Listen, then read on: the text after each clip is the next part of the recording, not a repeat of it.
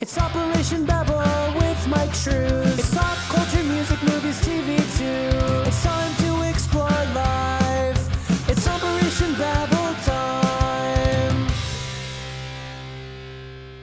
Echo, echo, echo, echo, echo. All right, guys, welcome back to Operation Babble. This is episode 51. We were past episode 50.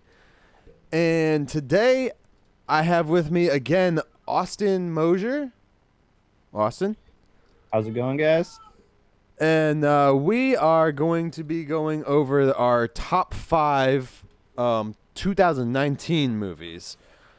I thought about doing like a top 10 for the decade, but that's just way too many damn movies to look into. 10 years worth of movies. I couldn't do that to myself. I'm not even sure I have a whole top 5 right now, but I hope you do. I have a top 10 for this year. Okay. I also didn't do a whole decade. So What is that? that's my Oh, cat. that's a cat. I thought it was someone screaming in the back. All right, man. So to get this started off, what we usually do whenever I do like lists and things like that, we'll go like 1, 1, 2, 2, back and forth. Do we start from 1 or do we start from 5? We'll start from 5, I think. All right. That should work better. That way it builds up to number 1. And then if, we're the same on that number, cool. If we're not, doesn't matter. Then we can discuss, break down what we like the most or what not of it. If we have like one, say if for some reason it's one we've already discussed or anything on the podcast, then we can just be like, yeah, go check out that other freaking podcast and listen to it. Yeah, I have a guess that at least 2 of them we've discussed on podcasts. All right, Yeah. so with that said, ladies and gentlemen, our top 5 of 2019 for movies only, and they had to be in 2019 and something that we actually watched, because there's a bunch of shit out there that I did not watch that I kind of really want to still, like Knives Out. I haven't even seen that, but I heard you just watched it. I went last night, yeah. Yeah. What'd you think? I loved it. It's Yeah. actually I guess I got started. Okay. It's actually my number 5. Okay, cool. It's Cool. I All right. thought that movie was amazing. I've loved Ryan Johnson for a long time. Like I liked Brick a lot Mhm. back in and I'm gonna be a defender. I actually really like Last Jedi, so don't There kill go me all on of our that. viewers now. But and in this I think that he's just really good at subverting genre. He has a very reverent like view of genre, I think, because he does things, but he does things new with the genre. He's not Yeah. just like maybe like an Eli Roth or Robert Rodriguez, where they also kind of revel in their genre, but they do more.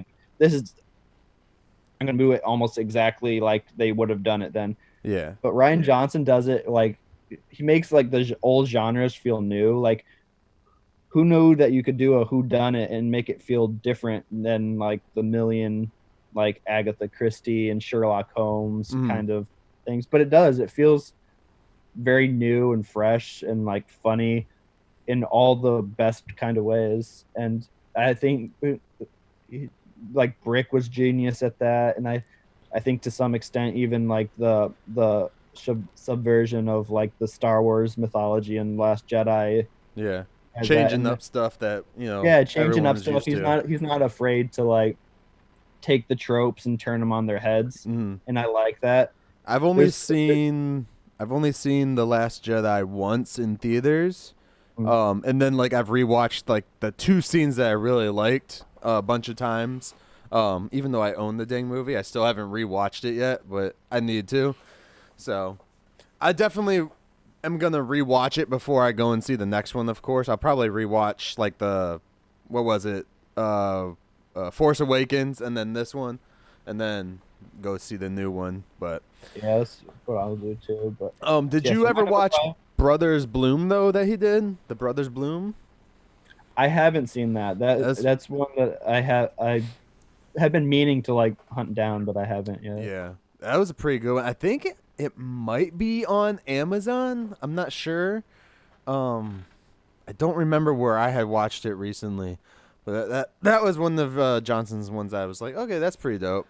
And of course, I'm like a huge fan of Looper, even though like Looper's great. it makes like zero sense if you think about it in time travel like rules and shit like that. But I don't care. It's a I fun think movie. that you can say that about any time travel story.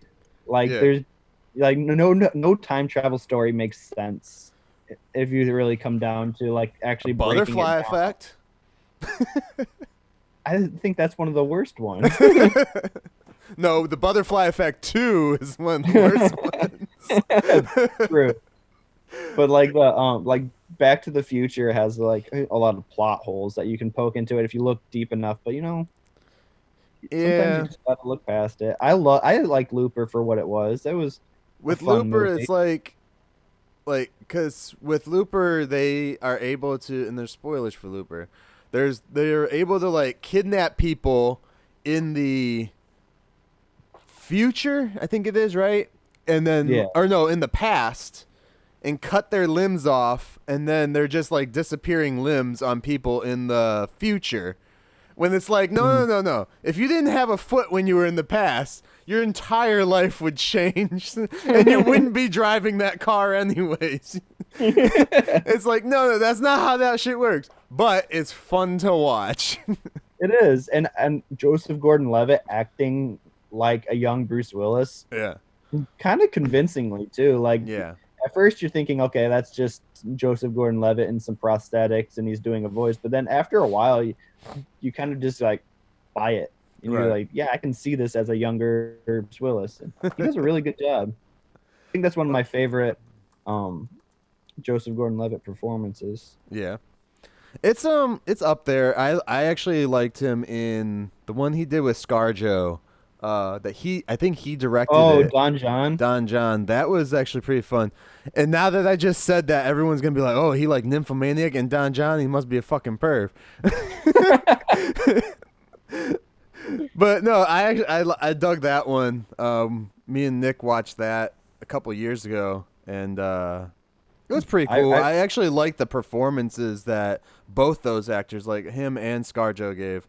And I don't remember the older lady. And what was Scarlett Johansson's performance in that too was not what I was expecting when I saw the trailers. Yeah.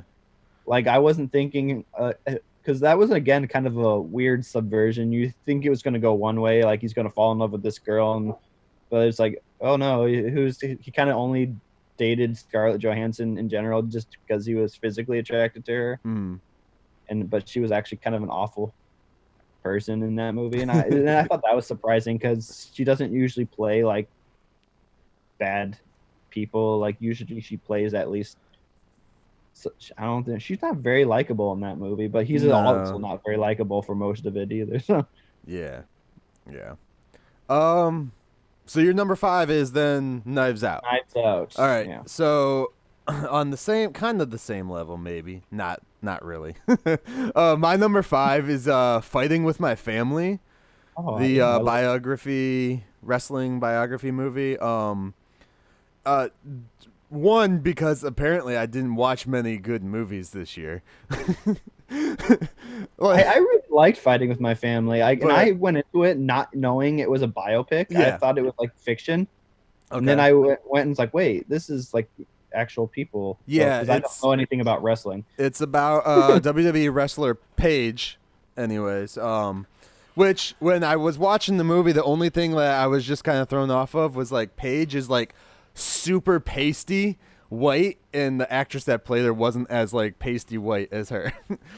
So I was just like, okay, but what about? And then I was like, screw it.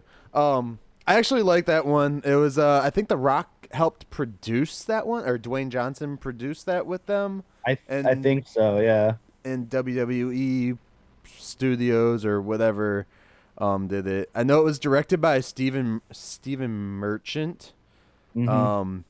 Which I'm actually, he's the he's like a British actor, right? Yeah, he's like one of the creators of the British Office, and he's like a British comedian and actor. if you saw Jojo Rabbit, he played The one Nazi guy in the it, yeah. Gestapo, like the head Yeah. Gestapo guy. Yeah. I watched that one. That was actually pretty good. It didn't make my top 5 though. It did not. It was It made my top 10, but not my 5. okay. Jojo Rabbit. Yeah. All right. And he also plays Neil in The Good Place. If anyone watches The Good Place. But But like, Fighting with My Family also has like Nick Frost and yeah. It has a who- lot of good because her family is based in Bristol, isn't it? I think so. Yeah. Yeah. In the UK area. So it's a good one. I like the acting, like, just because it is a biopic too, you're kind of expected to do a certain amount of detail, which I feel they actually accomplished.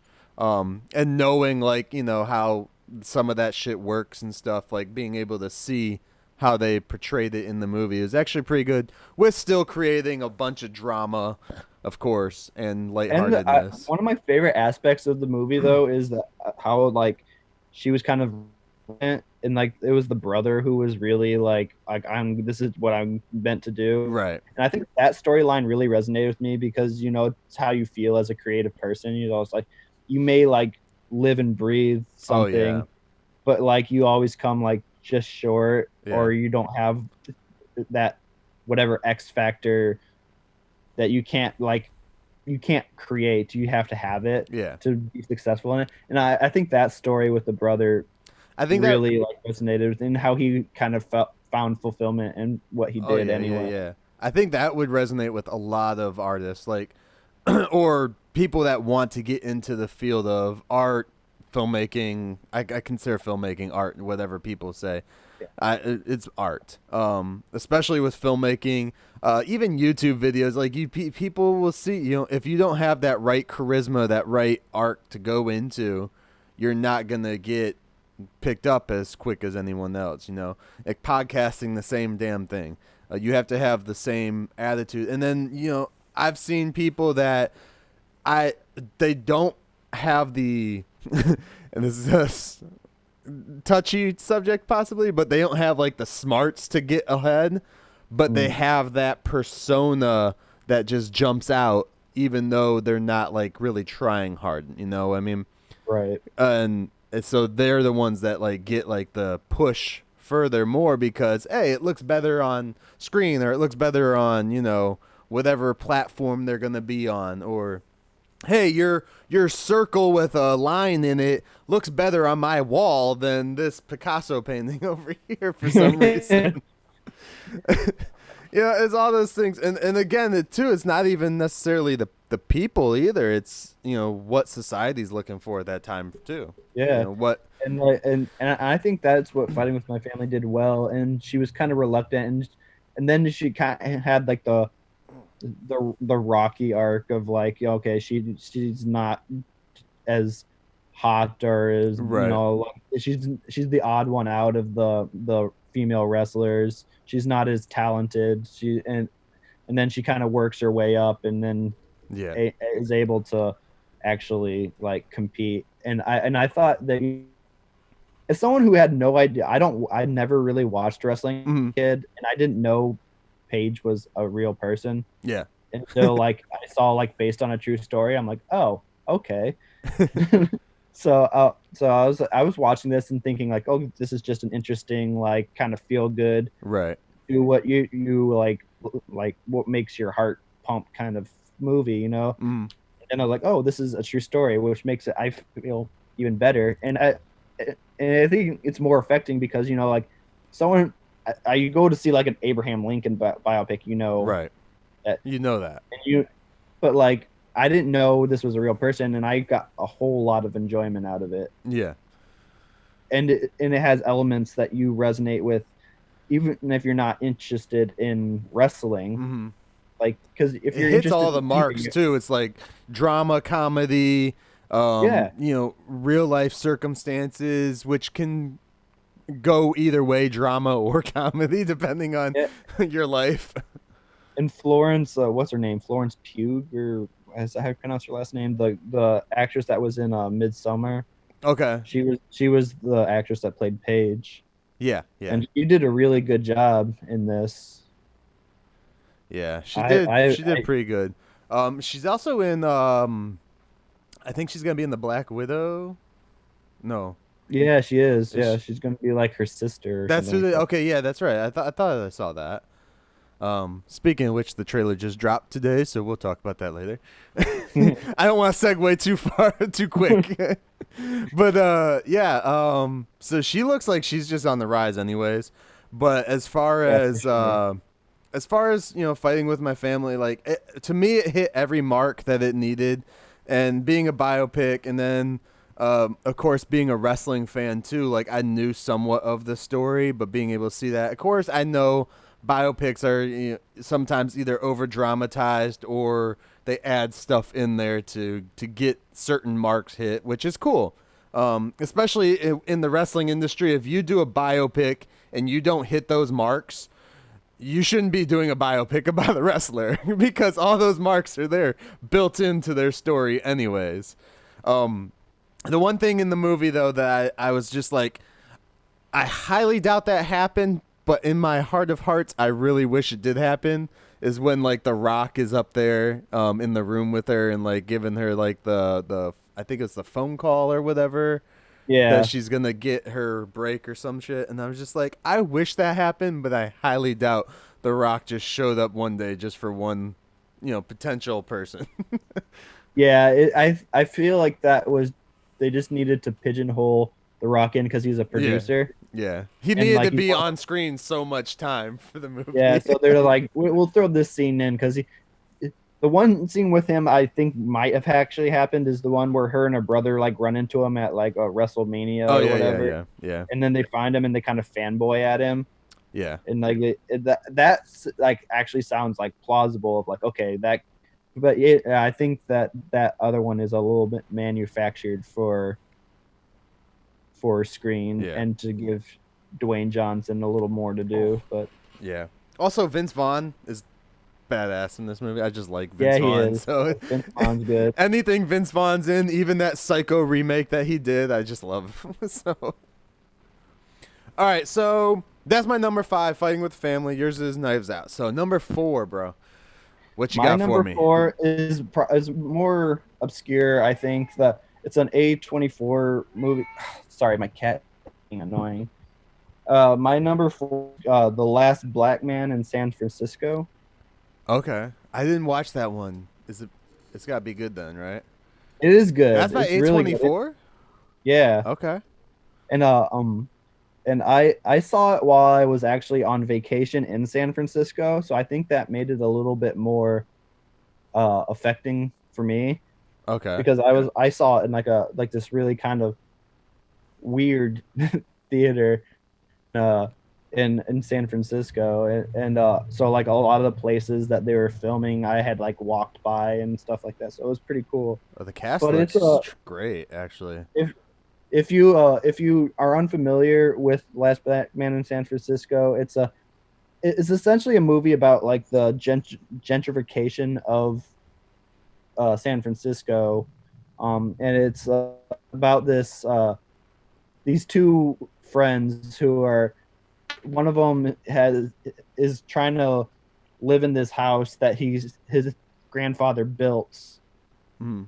So it's like this old like Victorian house that his grandfather built, and but like because of like the rising like uh inflation rates and the cost of living and stuff like that, um they they can't afford to buy the house or to live in the house, and they kind of end up squatting in the house for a little while. I don't want to give away too much, Right, right, but right. it's a really moving movie. It's a sad movie. It's a, I think, very important movie to see because this is something that happens in a lot of major cities, most major cities. And According to this thing, because I'm looking at the director, Joe Talbot, it's like his first, like, yeah, this it is was his his, like, only thing, really. He did, like, a short before this and then this, yeah, this is his like feature debut. I mean, which, and that's crazy that you can do, like, a feature debut I just love A24 because they give filmmakers that break like that. But it said that it was adapted from the life of his childhood friend and his collaborator, Jimmy Fails. Right? Yeah. Yep, and Yeah. it's really moving, and the performances are really good. There's some really the characters are great. There's some humor in it. It's not just all sad. Right. But there's some humor in it. Like Is the it like one dark guy, humor though, at least? So it Well, stays it's with the not dark tone? humor. It's just kind of like light moments. Casual. Yeah. Okay. Like he's like as people are like living in his house, he's coming and like fixing it up. Yeah. Like Yeah. he's like painting like the windowsills and stuff like that, and they're like, "Why are you at our house?" So there's moments like that where it's good, and but yeah, it's definitely worth checking out. Like I ordered that, I pre-ordered it because Okay. I liked it so much, and so I have that on Blu-ray over here. So Yeah. Awesome, man. I would talk more on it, but I have nothing because I have not I know seen it. that one I knew was going to be a little bit more obscure because it wasn't as a wide release. Yeah. I don't even think we got that released here. And we get most of the stuff from Fathom and A24, so it's maybe I just missed it though. Unless it's in right now. Maybe it's in there right now. I don't know. Cuz they do random things in different states all the time. Yeah, and it's like, and I was in San Francisco, so obviously Yeah. maybe the demand to see that would be higher. Did in your viewing, did like the director, was there like a Q&A with the director or no? No, this was just a regular screening. Okay. But the theater was so bizarre. It was like this super like narrow room. Mm. It was like it was maybe like 30 to 50 feet wide. Just like this row of like seats on the right side of the room. And there's like no air conditioning because apparently there's no air conditioning in all of San Francisco. Yeah. Like nobody has air conditioning because the weather is so like mild. Right. But like in this room, it got like, because it was a sold out show. So there's maybe only like 20 to 30 seats, and it was sold out. The screen was kind of like up high up on the wall. Yeah. It was really strange, but it was an interesting experience. Okay. All right. I guess I have to do my number. What 4? That was Okay. My number 4 is it's Brightburn.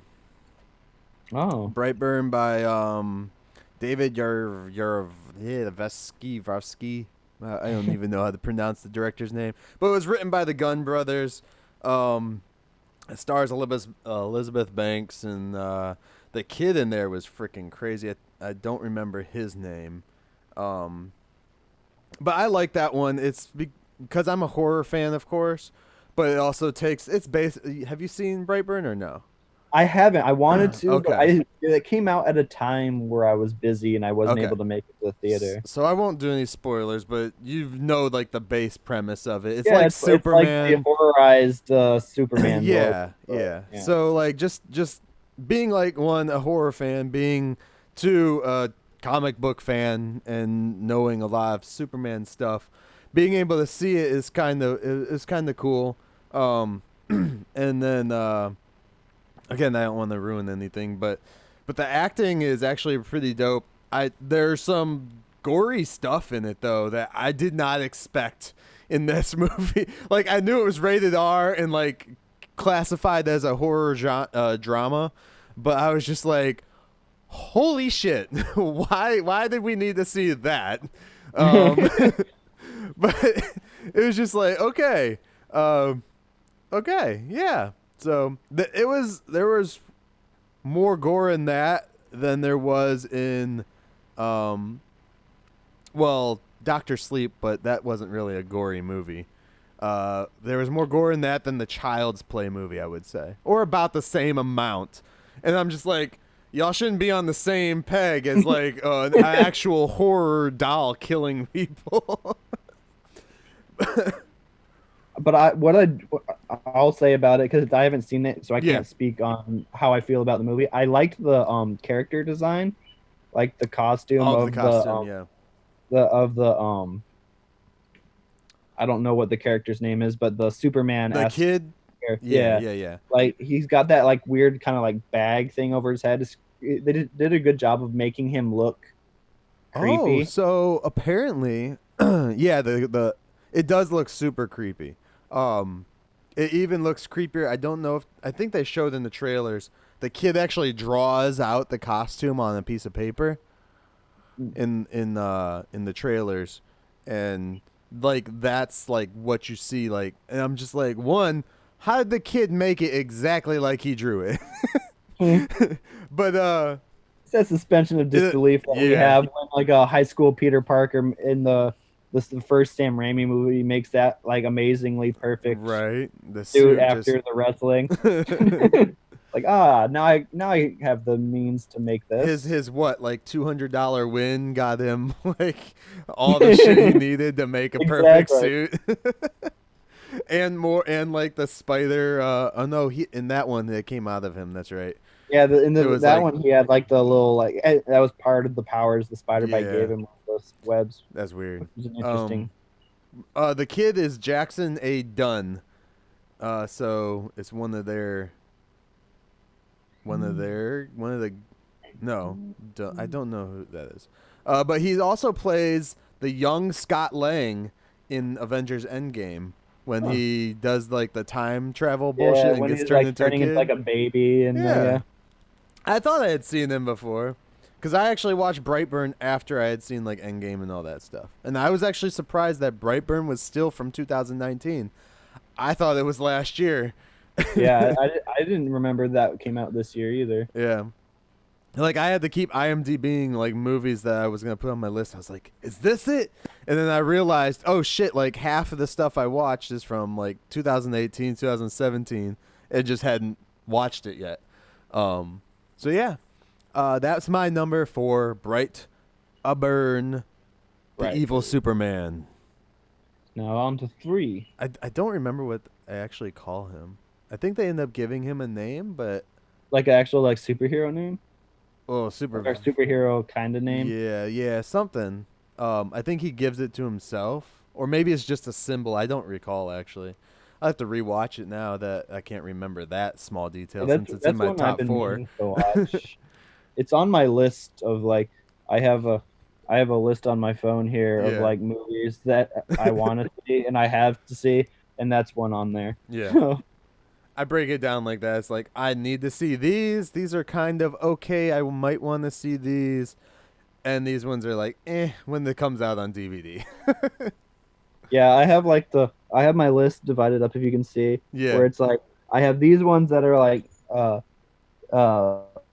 ones I want to see, and then I have my top list right there. Okay. So it's like so I was like I kind of take from there and Right. All right, so now we're on to number 3. What, we're half an hour in, so we're not doing too bad.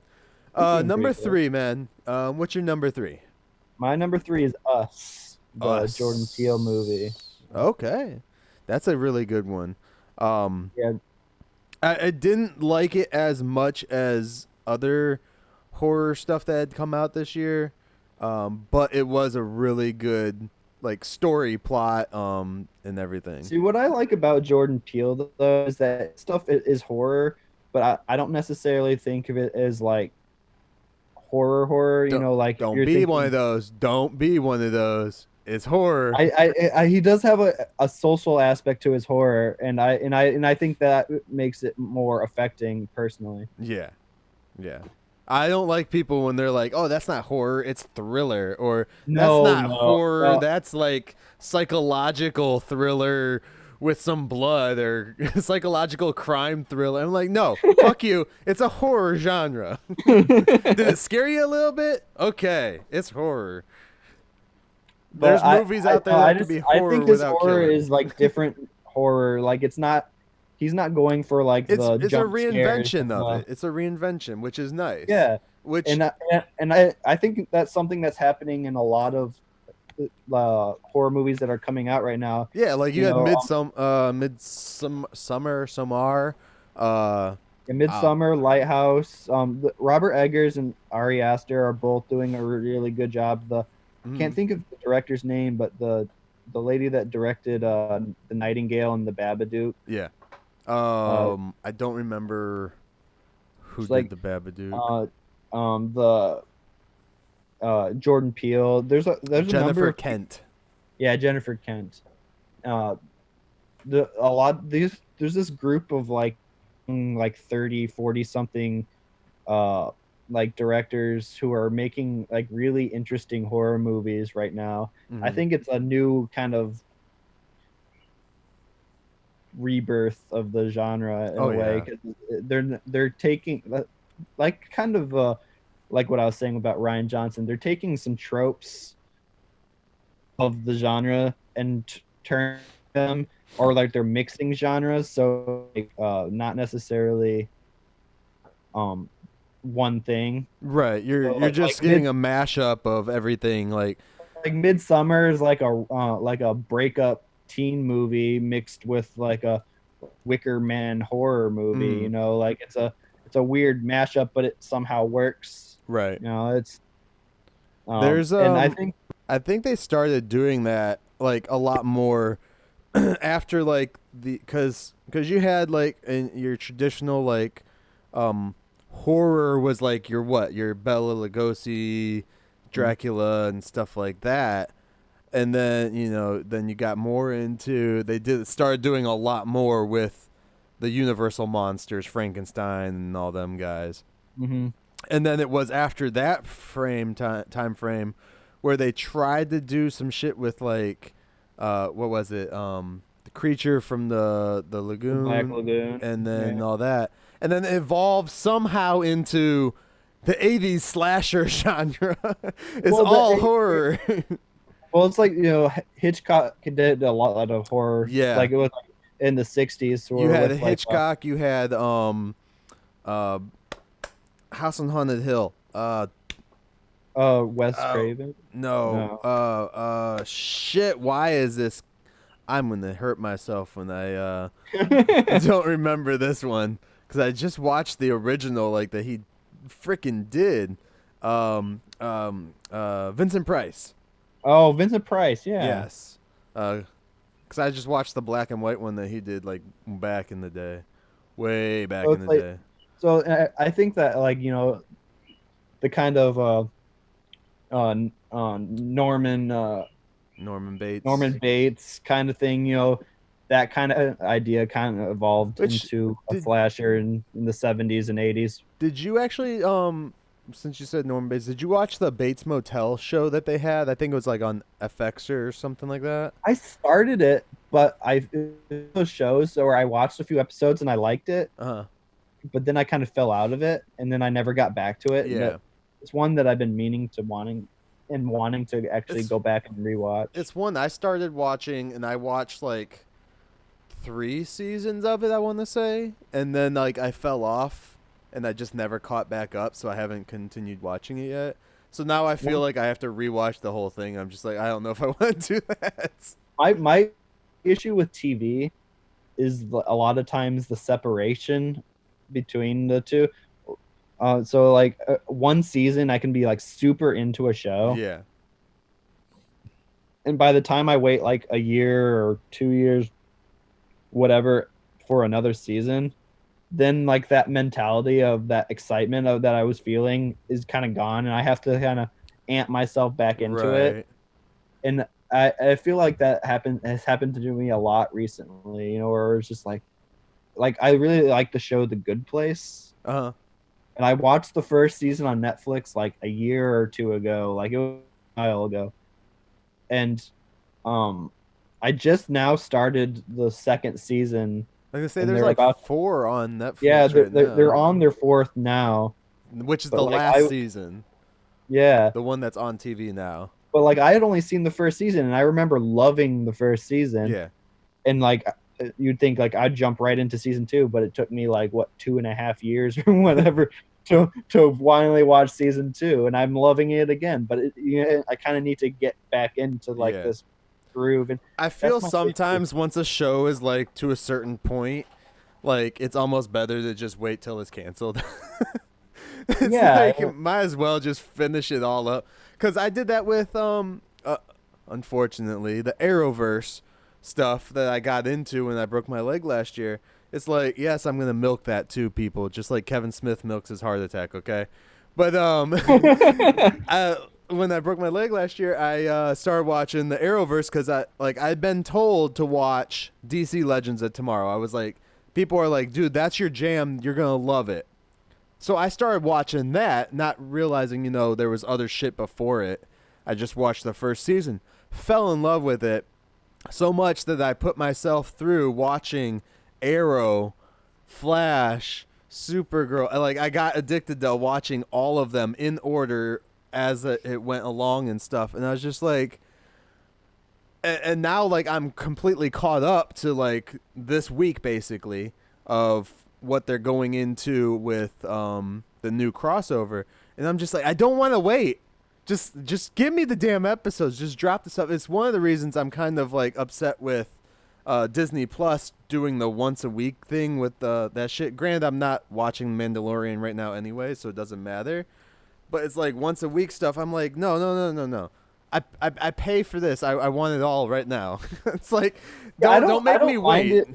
I don't mind it like this because I'm watching it in real time. But then as soon as the season ends, you're gonna wait like a whole another year. Exactly, but I feel like that would be better because like I'm watching it in real time. Like when you have like multiple seasons or something, the reason I haven't started the Arrowverse because it's a very daunting task to be like, it's very long. Because there's a lot of stuff you have to do, and you have to watch it in this certain order. You really, so to watch it, like honestly, you can just watch them and until like the crossover episodes are really the only ones you need to watch in order. But other than that, everything else you can just watch however the hell you want. They really don't like coincide like back and forth, except for like right before the crossovers sometimes. Which and then sometimes like with Supergirl last year, I watched all of Supergirl thinking or I watched the crossover of Supergirl and they did something in the crossover and I was like, "Oh, I should go back and watch the season now because I want to see what led up to that." So I did that and I was very disappointed because in the crossover they had Superman, but they didn't have him in the entire season besides the crossover episode. I was like, you fuckers. I was like, that's some hook and bait shit right there, man. Come on. Oh. I was so annoyed. But yeah, with Arrowverse, it's just so much. Honestly, if I wouldn't have broken my leg. Where's the applause now? If I wouldn't have broken my leg and had the time, there's no way I would have sat down and watched, 22 episodes a season for freaking 45 minutes an episode? Hell no. There's no way. I could watch so many more movies or TV shows in that time frame to have more content to talk about than to just complain about, they went ahead and did this thing and they did that thing and they're doing more stupid stuff right now because of Batwoman and it's horrible and I don't even want to get talking about that. But yeah, I get it. Like also too though, that's one reason I think I got hooked onto the Arrowverse is because DC Legends is actually shorter. It's only 13 episodes usually per season for that. Uh-huh. And that show is actually really fun. Being a Star Trek fan and everything, it was cool to be like, because they're in like basically a spaceship, even though it's like a time ship and stuff. It kind of gives the aesthetic of like Star Trek meets like Firefly / a bunch of different things mixed together for space stuff. So it's kind of cool. And it's very like, they know that they're campy, so they've made sure that they stay campy. With still having some good drama elements in it. And I feel that is the best show that the CW has right now that I've watched. Like I heard, I tried to watch Riverdale. I stopped. I couldn't. But I've heard it's gone downhill too. And then I did watch iZombie though, but I only watched it on Netflix, and I never knew it was a CW show until it finally ended. I've always seen that on Netflix, but I never It's- had any. It's fun. It doesn't go like it's based on a comic, but they only deal with the zombie aspect, of course, from the comic. Because in the comics there was like werewolves and stuff like that, but in the iZombie they only deal with the comic stuff, and it's very reminiscent of like a Buffy type show, kind of. Mhm. So if you liked Buffy, you would like iZombie. If you didn't, Funnily enough, Yeah. I'm just now watching through Buffy for the first time. yeah, I had never watched Buffy when I was a kid, and now it's on Hulu, who and loves I've it? just been like, I think it's on Hulu, and I was like, I've been just watching Yeah. for a while now, and it's just like, I wish I had watched in the 90s. Yeah, I own all of Buffy and Angel, so I'm just like, I even have the unaired pilot that I downloaded from the internet. Really? Yeah, before they it was before they cast Allison Hannigan as Willow. Mm. I think that's right. Yeah, and I think that's the only person that was recast from that pilot that they showed. I don't think it was a different Buffy. I don't believe so. But I know that she was different because before it was like, sorry people, but it was some like fat chick that played the character, it clearly just didn't flow with how the rest of the story arcs were gonna end up going with her character, anyways. Because that would just ended up being then them making fun of a fat nerdy chick in high school rather than just a nerdy chick. You know, it would have been even worse. And I think she does a good job of playing that kind of just like awkward, Yeah. Yeah. the kind of the awkward high school girl we all went to school with. That's and- why she played the band geek in American Pie and all that. exactly. And even Lily in How I Met Your Mother has that kind of Yeah. like that kind of airy like nerdiness kind Right. of yeah. And this is one thing too, like when you watch Buffy, you see like a strong female character, and then people are all over the internet still today and be like, "There's never been strong female characters." I was like, "There was, y'all just didn't pay attention to them." Right. And there was also like lesbian relationship in that show too before it was like cool to do it. You know? Right. It's like, get over yourselves. Oh man. Ah.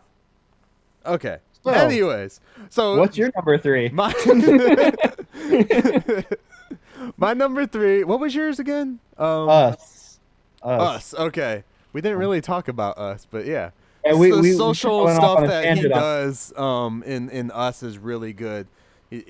I actually appreciated that movie. It didn't make my top, but because I kind of felt like I don't want too many horror movies in my top, and I figured Brightburn's technically a horror movie, so. for sure. So number 3 for me is a movie I just watched yesterday, which I watched 2 movies yesterday. I watched 21 Bridges and I watched Ford vs. Ferrari. So I'm going to make you guess. Which one do you think is in my top 3 or my number 3? Well, the only one I saw you post on social media about was 21 Bridges. So That's I'm because gonna- I didn't take pictures in Ford vs. Ferrari. I Okay. like had to rush there. It was like literally starting like 2 minutes after my movie ended. So I don't know. Ford versus Ferrari is getting the most buzz. I'm gonna say Ford versus Ferrari. Yeah. No. 21 No? Bridges. 21 Bridges is it was that cop drama that I didn't know I wanted this year. Honestly, like I wasn't going in expecting to like be like, "Oh, that's kind of cool." Or anything. I just went in thinking, you know, I'm going to get to see the King of Wakanda whoop some criminals' asses or something.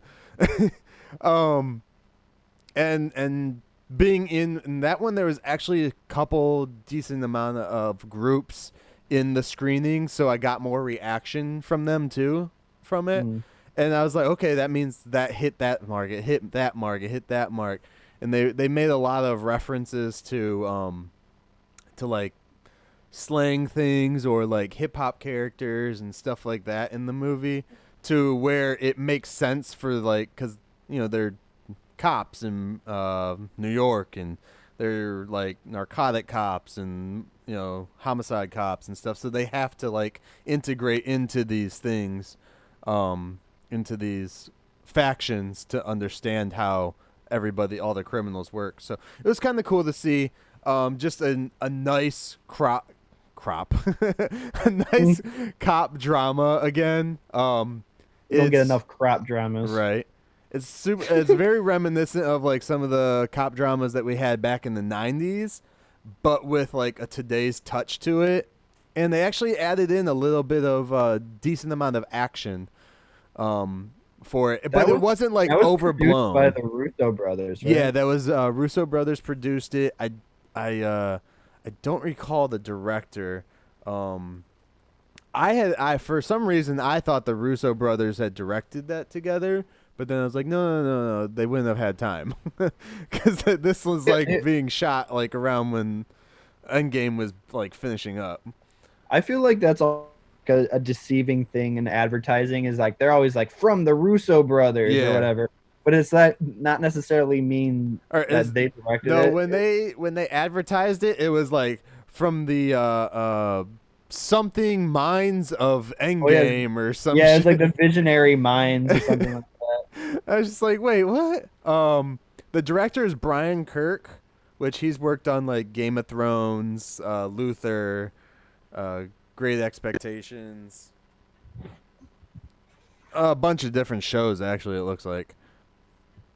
Oh dang, some good shows actually that I like. Tudors. Dexter. He did some Dexter. Dexter's a dope show. That would be like on my top TV show list ever. Of all time? Of all time. Just because, I mean, yeah, they fuck it up with some of the seasons, but I'm like, I forgive because the other stuff is just good. So yeah, my number 3 is 21 Bridges. You didn't see that one yet, have you? Did that just come out? Yeah, it just came out recently, and it's on my list here to see, but I haven't gotten there yet. If you like good cop dramas, man, I recommend it to everybody to go see. It's especially for 2019, you're not getting a cop drama anymore, like your traditional cop drama. You might get like a buddy cop movie again. I think we are getting another Beverly Hills Cop movie that Netflix is doing. Yeah. Which that's going to be interesting because I feel everything is just going to be forced. All the jokes are going to be forced because I don't see Eddie Murphy with his same charisma as he had back then, like being cocky and everything else. Oh, he had a certain attitude that I think was with his. He was also on a lot more drugs too. It was his youth, the times. Yeah. The 80s were a completely different time. Yeah. And so I feel like a lot of that personality, like now he's like 50, 60 years old or however old he is, and it's like he's the Murtaugh of Beverly Hills. Yeah, exactly. Like I don't know. I'm too old for this shit. Dude, if he doesn't say that. I didn't see the Dolomite one that he just did though for Netflix. I haven't seen that either. I heard it's good though. I heard it's kind of like a sign that he's actually gonna be like coming back in a real way. Yeah. Not like the weird comeback he did with that. What was that? Tower Heist or whatever that one like heist movie he did. Oh, with Ben Stiller in them? Yeah, Ben Stiller and like Matthew Broderick and where it wasn't a very good movie. But everyone was like, "Oh, it's a return to form for Eddie Murphy," but it wasn't very good, and he didn't do like anything good after that. That movie just reminded me of like what was it? Wild Hogs. Like they just threw a bunch of old actors in the movie and just like hoped it was gonna hit. Yeah, I was like, unless it's these names, right? I was like, unless it's Expendables, y'all aren't getting a hit out of just throwing a bunch of old actors into a comedy movie. I mean, what Wild Hogs had? It had Tim Allen. It had John Travolta. William H. Macy. Was that? Oh yeah. And then who was the fourth? And I know they had Dr. Cox from Scrubs. He showed up in that movie a lot. Yeah. Oh, who man. was the other guy in that? That was a fun one, though. I actually like that one more than the heist one that you were talking about. But they just threw a bunch of people. Tim Allen, Travolta, Martin Lawrence. Yeah. Ray Because it was Liotta. 2007, they were trying to be like, we have to have one black guy in this movie at least. Yeah, a little bit of diversity in these old white dudes. Right? Ray Liotta. Ray yeah. Liotta, Marissa Tomei. Actually, I think Martin Lawrence is the only black dude in this movie cast. I don't see anyone else. Oh my god, that sucks. Oh. Maybe a townsperson, some extras possibly. Yeah, Margaret There might be Newborn. an extra black guy every once in a while, but That but everyone knows black people don't ride motorcycles, so. Oh man. Kevin Durant was in that? Who is he? I don't remember him in there. Oh, he was probably one of the bikers. Kevin Durant. Do you know who that is? The name's familiar. He played in like X-Men Origins Wolverine. He was the Blob in Origins. Oh, okay. That dude needs to do a biopic for frickin' Elon Musk now. You're 100% right. He looks exactly like Elon Musk. Right? He just right now, while he still looks like that and doesn't like get fucked up or anything, he just needs to do a biopic for Elon Musk. Anyway, so 21 Bridges, bro.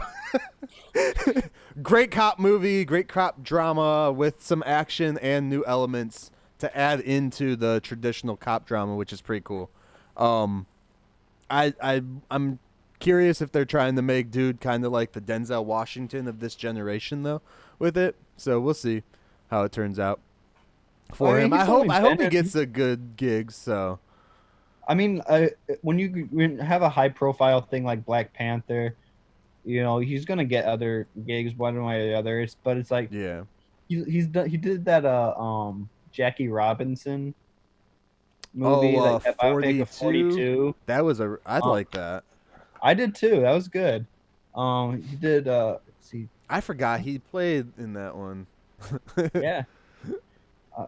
He hasn't done a whole lot. Like he's got a bunch of stuff in announced and pre-production and stuff like that. So we'll see. TV shows. From what I've seen, I like him as an actor for the most part. Oh yeah, he's. Oh, that's just him playing T'Challa again. Never mind. It's the What If series. He's voicing T'Challa.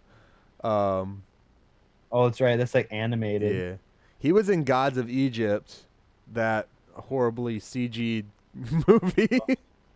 Dude, the trailer, I didn't ever see it, but the trailers gave me headaches. Like every time I saw a trailer for it, I'd get a headache. I'm like, I can't see this movie. Oh, if you want a fun quote unquote actiony movie, you could go see that. Definitely go see that one. But no, guys, go see 21 Bridges. It's pretty dope. So now we're on your number 2, bro. We're on my number 2, and this is one that we talked about quite extensively recently. Parasite. The Bong Joon-ho's new movie out right now. Yeah. So I don't know. And I want to reiterate on what I said, but it's a great movie. It's got a lot of humor in it. Yeah. It's suspenseful. It's there's a lot of like social commentary in there if you're talking, but the performances are great. The writing's so tight. Mm-hmm. I'm just gonna kind of do like fast highlights of what we were talking about. But if you want to hear me talk, if you guys want to hear talking extensively about it, we have a podcast. It's episode 49, and we also had EJ Marino guest on there as well. Moreno. It was episode 49 that we talked extensively about Parasite, or Parasites, as the podcast is called, a podcast full of parasites. with guests Austin Mosher and EJ Marino. You guys could check that one out because that's also my number 2 for the year as well. Oh, nice. So yeah, it was a good movie. Like I said, we talked about it for probably 2 hours, I think, on the other podcast. Something Going like that, into all the details of it, guys. Check that cast out because I don't want to talk about it for another 2 hours. We don't have 2 more hours to Right. do this. All right, so you're number 1, man. My number 1 is Lighthouse. Okay. Robert Eggers, Robert Pattinson, and Willem Dafoe's new movie. The Lighthouse. That movie to me is just, it's the best experience I've had in a movie in a while. I feel like this is just, I hadn't seen anything like that, and the fact that it had pretty wide release for how strange the movie was, Okay. and a decent positive reaction to it. That was probably my favorite thing about it, like, because it was a very weird movie. If you've seen it, you know. If you haven't, I don't know if you know how weird this movie is. It's bizarre. It's mind bending. It's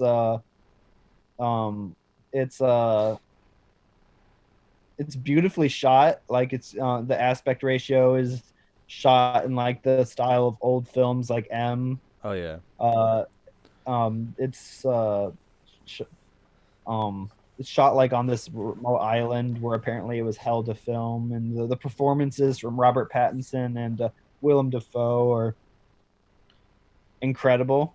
I think it's. I still Career wish I best could have been overall. on that set, bro. I still wish I could have been on that set. I would have died to be on that set. And like I think it was just me and you that talked about Lighthouse.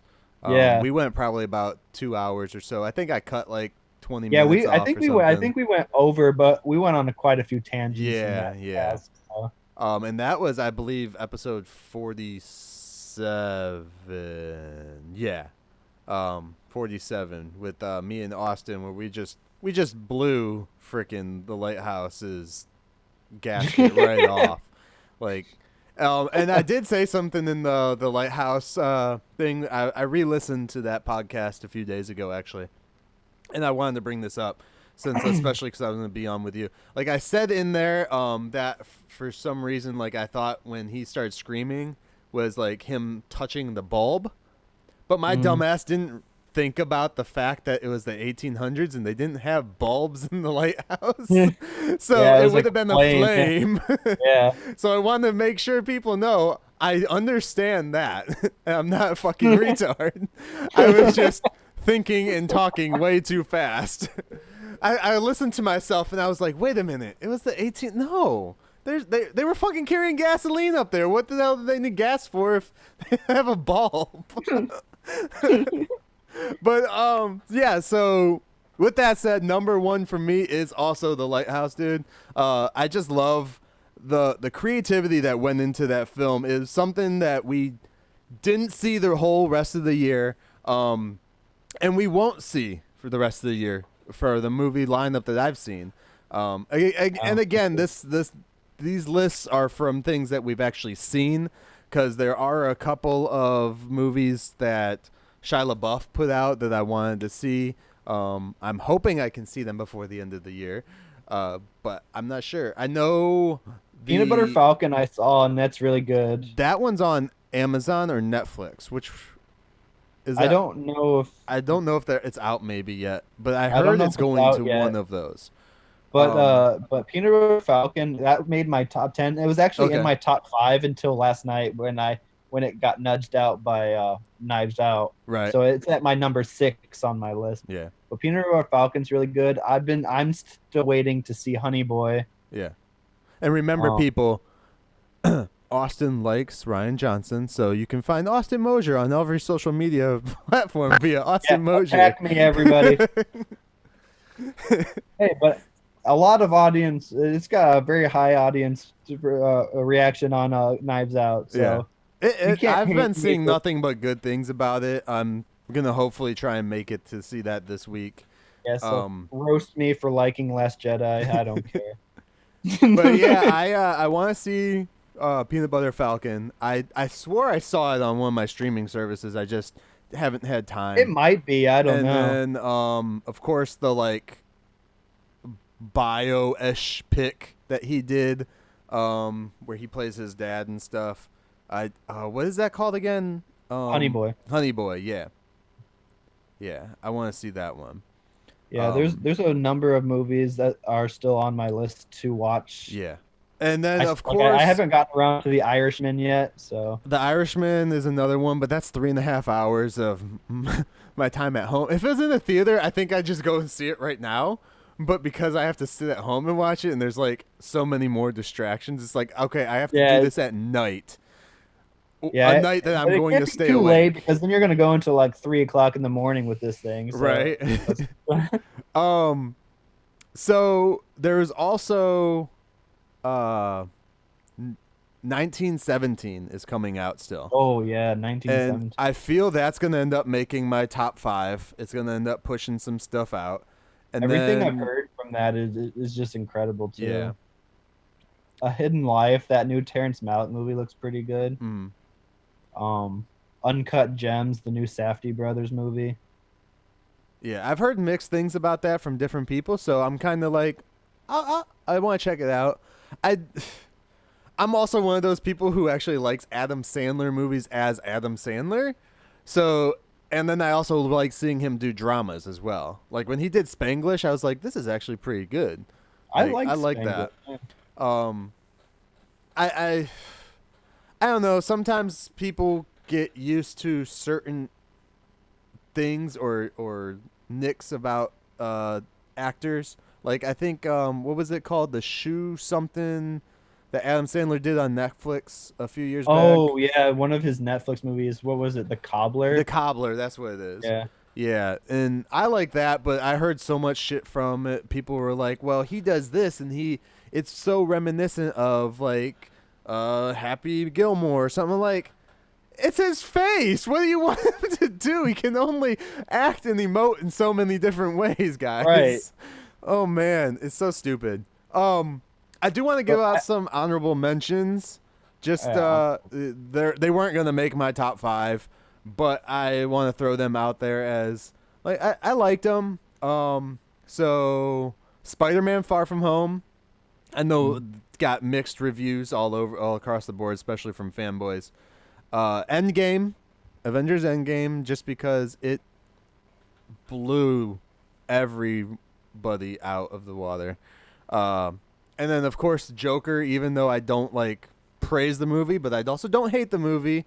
I'm just like, you still gotta give it its respect. It blew over $1 billion for a rated R movie, dude. Like, in my honorable mentions, okay, the rest of my top 10 would be I have Peanut Butter Falcon, Jojo Rabbit, okay, Booksmart, Joker, and The Dead Don't Die. Dead Don't Die is good. That's a good one. The Dead Don't Die. I feel like people were not expecting what that movie was. They don't understand it. It's Jim Jarmusch getting kind of like meta with himself and like kind of making fun of like today's culture in a funny way. And but like there's great moments in that movie where he's just like he draws attention to the scripts and to like, oh, this is the theme song and stuff like that. And it's great. But if you don't understand that Jim Jarmusch has a very deadpan sense of humor, then you probably won't like it. I can see that. So I do want, I posted something on Twitter maybe, about family friendly movies. So I just wanted to throw out my top 2 family movies. These were not making it even into my top 10 movies for the year, but top family movies. Pokemon is number 2 for family movies. It got pushed down because of Dora, and Dora was fucking awesome for a family movie. Oh my god, that movie was even better than Hobbs and Shaw. Of course, I keep saying everything's better than Hobbs and Shaw, but still. And since we're speaking of those, the honorable Uggs, why did they have to make those movies for the year? Oh, yes. Hobbs and Shaw and Child's Play. What the fuck? Do you have any honorable like ones that you just like, ugh, why? See, I didn't see a lot of. And I did make sure I watched all these too, guys. So I'm not like just talking shit because I hated the idea or anything. Because I generally don't go pay for movies that I think look bad. Yeah. Um, Well, Hobbs and Shaw I rented, and Child's Play I rented, quote unquote. Rented it, wink. I don't know, maybe like I kind of liked it, but it was still kind of like unnecessary. I feel like the Lion King remake. I didn't hate. See, I can't talk about any of those because I didn't see any of them. I refuse to. Like so I'd put that in maybe like an honorable. Like this didn't necessarily need to be made. Like you're yeah. Yeah, it didn't need to be made. I didn't. Did you see the Aladdin one? I didn't see Aladdin. Okay. Somebody I was talking to had watched the Aladdin one. I'm just like, I want to get you on cast, but I'm still not watching that movie. Not even for the cast. No, not even. Yeah. I told Nick, my wife, that I'm not allowing the Aladdin movie or that Lion King movie in my house. It's like, because I'm not allowed to watch it in the house because she hates clowns. I'm not allowing those movies in the house because I hate what Disney did. I do want to watch the Dumbo one, though, because everybody hated it, so I kind of really want to watch it. Yeah, I kind of want to watch Dumbo, too. Just part of me just keeps hoping to see, like, Tim Burton do something good again. Yeah. So it's always that hopefulness. But, well, I heard they change a lot of the story and stuff, too, which is sad. which is why I kind of want to see it, honestly, because it's not just like when you went to see The Lion King, you knew exactly the beats that were going to happen. You knew exactly the lines. You could sing the songs. So it's like the Little Mermaid. When the Little Mermaid comes out, you're gonna know every single thing. It doesn't matter. Yeah, it's like there's no mystery, and like that. Tim Burton at least was like, if I'm gonna do this, I'm gonna do a new story or different enough. Right. But I feel like that's why people hate it. Yeah. I haven't seen it yet, so I don't know if that's the case. I heard it lacked in certain areas, but again, like everything I hear people say about a movie, I take it with like very, very thin, it means nothing until I see the movie. And the he did the Alice in Wonderland movie, which was like he did both of them, didn't he? He did the he didn't direct the second one. Okay. He like produced that one. Because he was doing something else at that time. Okay. I forget what he was doing, but he did the first one, which I think was actually really good. But people were expecting it to be pretty much just a retelling of the original, but it ended up being kind of like a sequel to like the original story of Alice in Wonderland. Like she's going back into Wonderland at this point. And I thought that was great. And I thought the movie itself was good. Helena Bonham Carter was good as the Queen of Hearts, and I thought the art direction was good. The CG doesn't look too corny. No. Those were pretty good ones. I think those were the last like good things that I've seen from Tim Burton. Of course, I don't like really pay attention to everything he does. I don't remember any like major thing I've seen of his that were like blew my mind though. Frankenweenie I thought was pretty good. Oh yeah, he did Frankenweenie. Yeah. Frankenweenie. I honestly thought when that Addams Family trailer dropped that was his because of the animation style. I was like, why isn't it claymation though? I feel like he wouldn't do an Addams Family movie because that makes too much sense. Right. I feel like that's too good of a fit for him. He's like everyone's gonna expect that. Yeah, exactly. Let me and Tarantino do a Star Trek movie. Tim Burton can design the planet that they go to, and Tarantino can design the whole story arc and everything. Actually, I want to see that now. Damn it. Another one I did see. I just have to toss this out there as an honorable as well because I learned something from this movie. The Warrior Queen of Jahani, even though it's spelled Jahansi, but I think it's pronounced Jahani. I learned a lot about the East India Trading Company, or whatever however you want to call it, from that movie. It was all subtitles, but it was still good. It was still worth it. So check that out, guys, if you can find it anywhere. I think it's out of my theater now. But it was one of those ones I was like, I have an extra movie to go see this week. Oh, here, I'll go see this. I have no clue what it's about. I haven't even heard of that one. What's it called? The Warrior Queen of Jahansi. It's spelled Jahani, but it's spelled Jhansi. It's a very you can tell it's not an American film by the way it's shot. I don't want to say it's Bollywood though. It's kind of like a mix of Bollywood and other stuff into it. So it sticks out as like, oh, I definitely know this wasn't an American movie, but it's also not supposed to be a fucking American movie. So it was interesting. And again, I learned something from it. And if we're not learning something from movies, what's the point? Am I right, guys? I learned how to get rid of bodies from Dexter. I mean, and then I have 2 documentaries for the year, guys.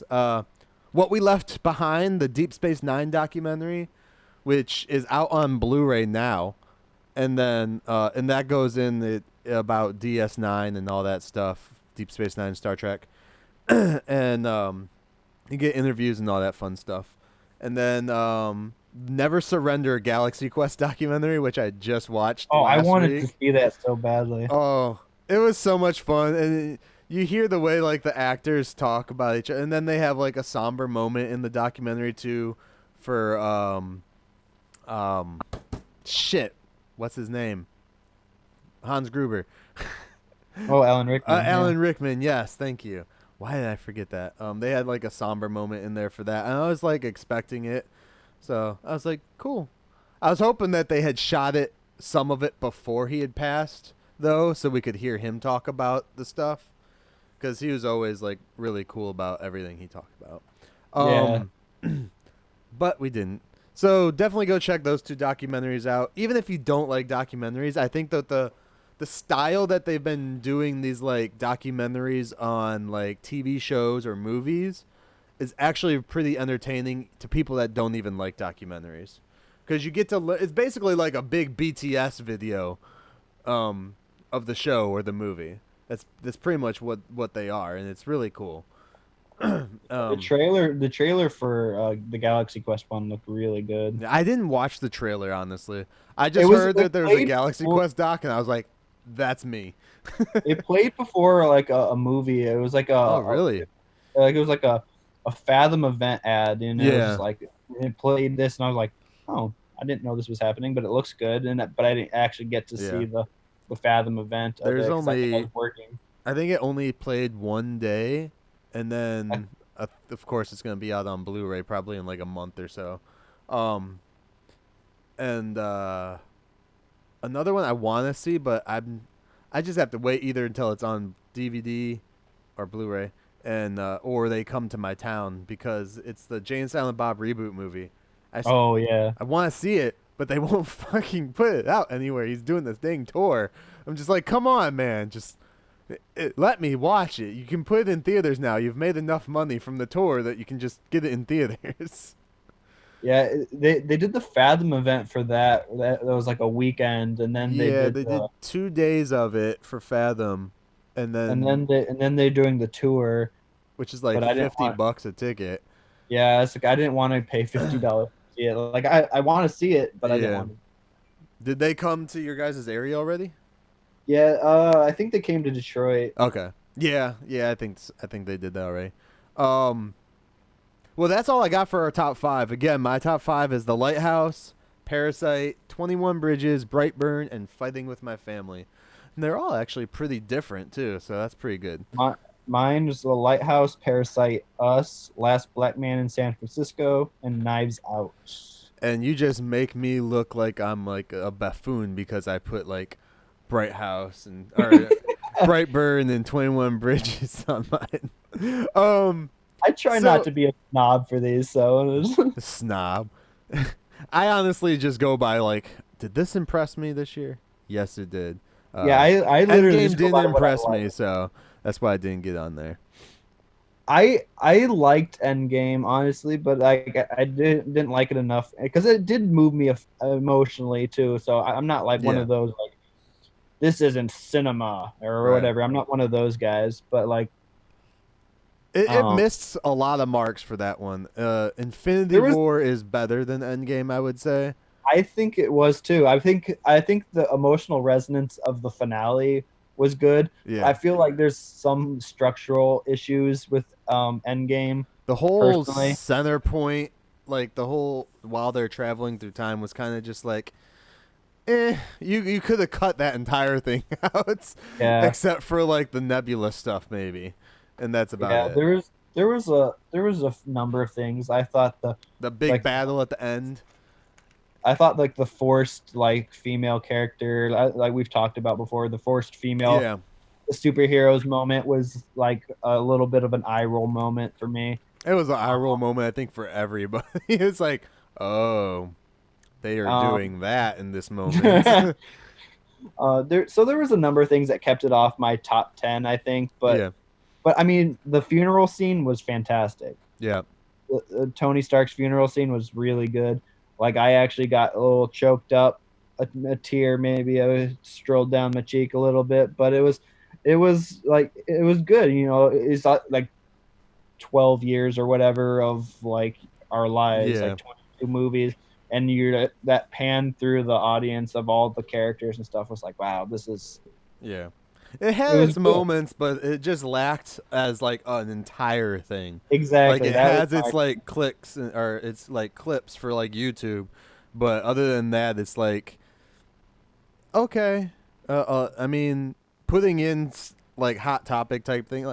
Why are we talking about Fortnite if that's supposed to be 5 years into the future? Why are they still playing? How are the servers even still running if half the people are gone? Like, how is there no like food issues or anything? And is there garbage is still getting taken? People still are worrying about this. Where's the Mad Max aspect of like half the universe being zapped out of existence?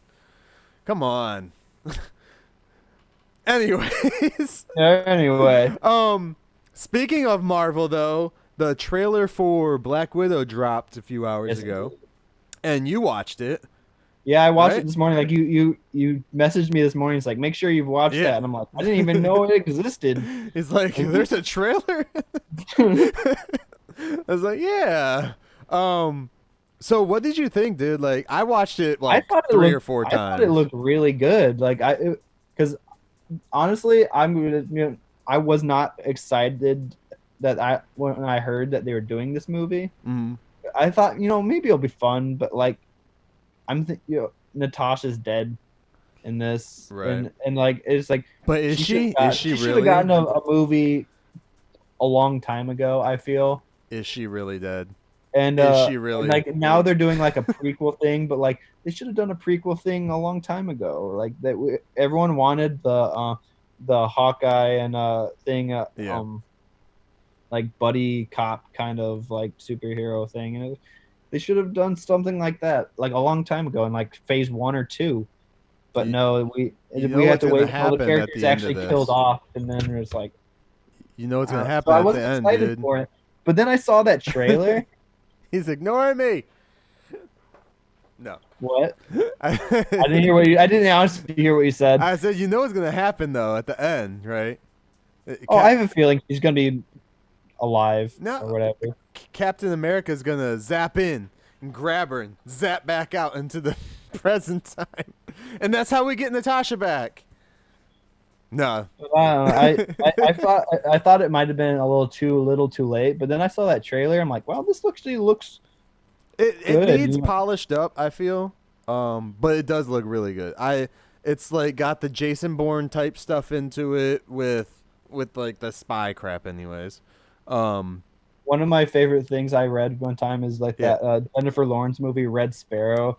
People were like, that's the Black Widow movie we deserved," and it's like they're not wrong. If They're you saw Red not Sparrow, wrong. I watched that, and I watched it, and then I was like, "Why am I watching this?" 'Cause I actually didn't. I actually liked Red Sparrow. It wasn't my favorite movie, but like I get it. I'm in love with Jennifer Lawrence, so Okay. so I'll go see almost anything she's in. But like I actually really enjoyed Red Sparrow. I thought that it was a I was interesting. just like, why does she have to be butt naked right here? And it's just like, no, it's just why? I was just like, I would rather this movie with ScarJo. But that's a personal preference.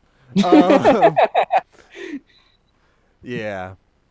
I don't know. I really liked the trailer. I thought it was really cool. It's like I said, it's a good mix of like Jason Bourne meets like the Jason Bourne universe, I should say, meets like a traditional Marvel-esque movie, like before they went into Infinity War and Endgame and even before Age of Ultron. But I think this takes place right after Civil War, is what I'm assuming.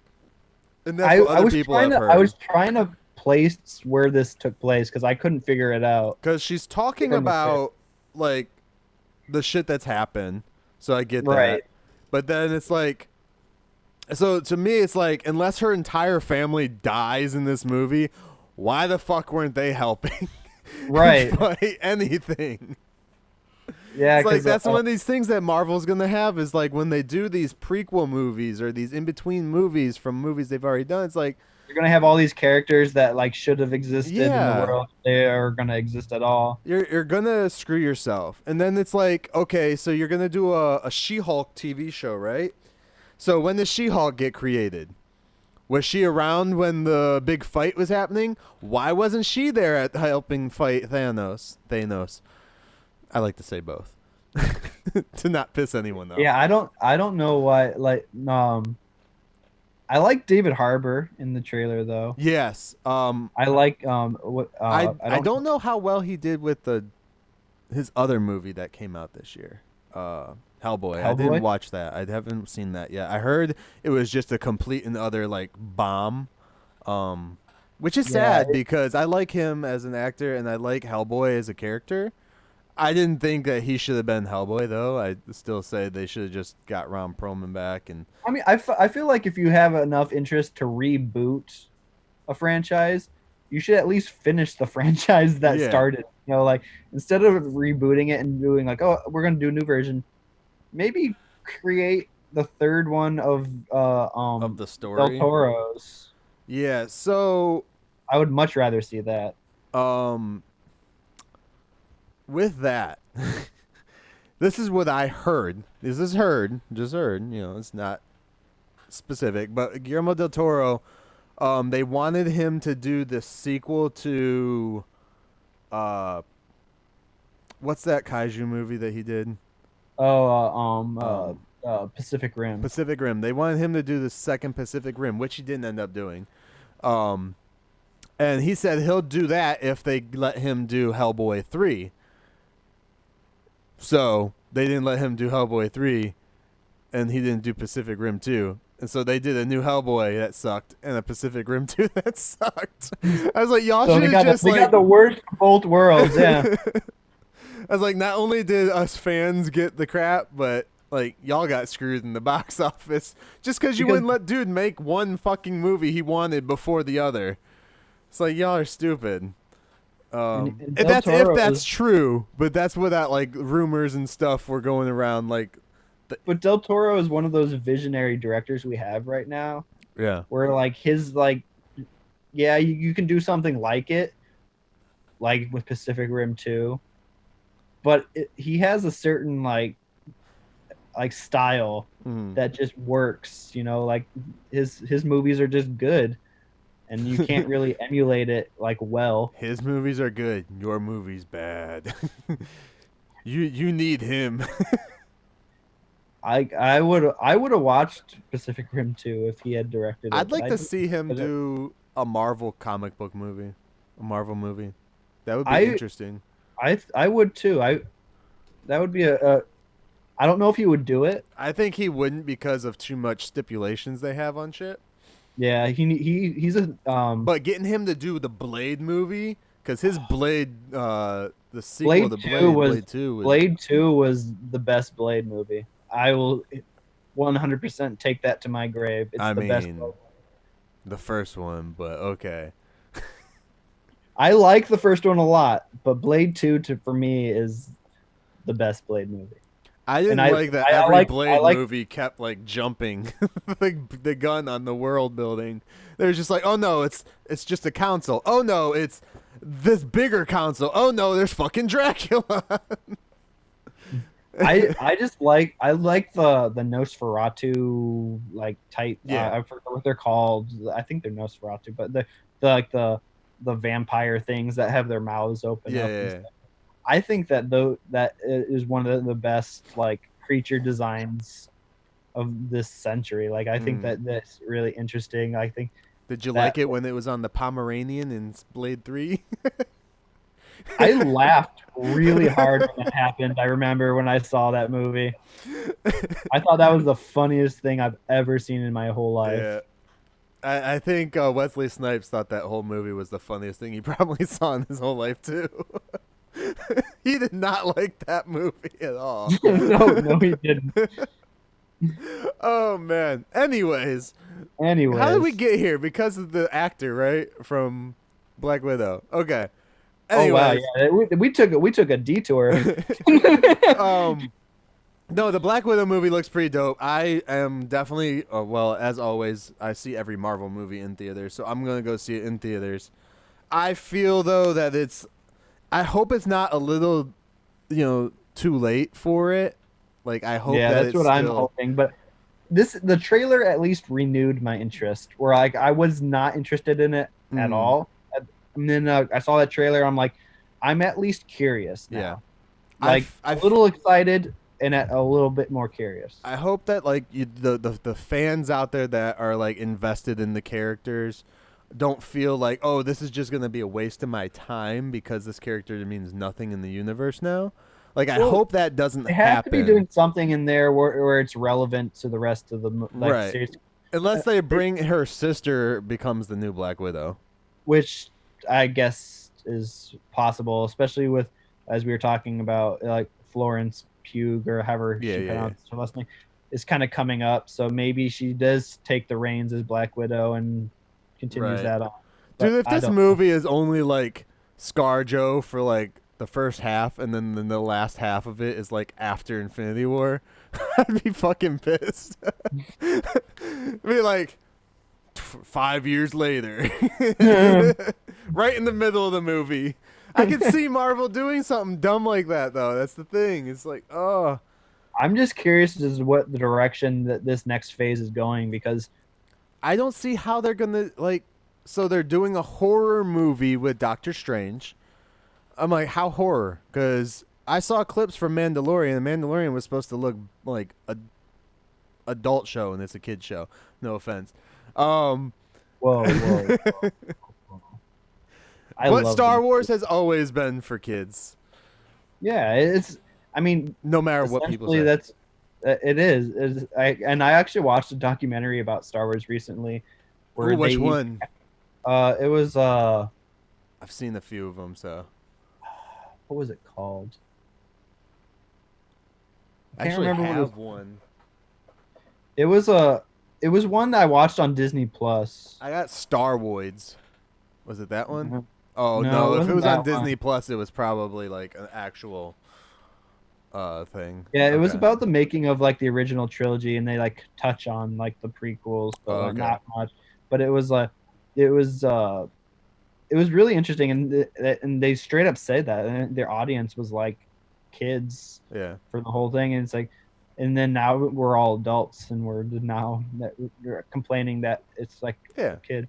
It's like okay, This the will- whole I mean, content was made for kids. It's not like a Marvel thing or a DC thing where like there are dark versions of that were based in their origins. It's not like that. It's like Right. Star Wars was kids. Anything dark related in there was not created by the creator, so it doesn't Right. matter. It's and like it was, someone. Star Wars only exists because he couldn't get the rights to a Flash Gordon movie. Yeah, yeah. And Flash Gordon's is Flash just another kid's. Gordon. So it's like if someone had just given him the rights to Flash Gordon, Star Wars wouldn't even exist. Oh my God! Could you imagine him do a Flash Gordon movie? No. Like, did you see Howard the Duck? It would be Howard the Duck on steroids. That's one thing about the Marvel universe that I wish that they would bring back. They gave us a Howard the Duck Easter egg and did nothing with it. They've given us multiples of him It's like because he was at the end of the one First movie, Guardians of the Galaxy. First Guardians. He was in like a bar scene or something in the second Guardians movie. He was in the giant fight scene in the end game. It's like, come on. Like you hopefully fucking they with us, incorporate James. him. They could actually it would be really cool to like see them incorporate him into the Guardians. Yeah. It would be really cool to Absolutely. do that.